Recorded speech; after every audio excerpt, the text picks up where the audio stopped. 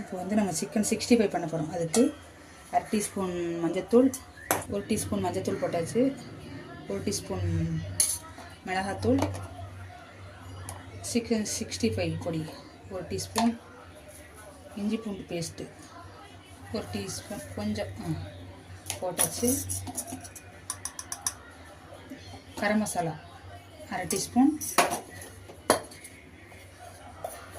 அரிசி மாவு 1/2 cornflour 1 teaspoon, தயிர் 1 டீஸ்பூன்,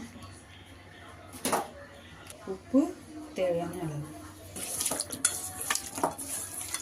நல்லா வந்து கொஞ்சமாக நல்லா கிறிஸ்பியான சிக்கன் 65 ரெடி.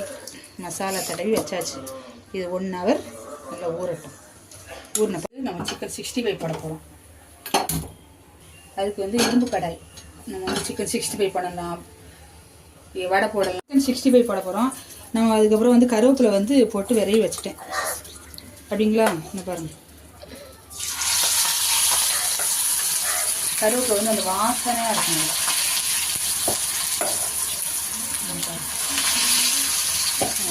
இது போட்டு அது இது பண்ணிக்கிறோம். இது கொஞ்சமாக எண்ணெய் ஊற்றி இந்த மாதிரியே நான் பாருங்கள் கரட்டி போட்டே இருந்தேன். ரொம்ப கட்டி நிறைய எண்ணெயை ஊற்றிக்கிட்டு வேஸ்ட் பண்ணாதீங்க எண்ணெயெல்லாம். பார்த்தீங்களா? ஓகேயா?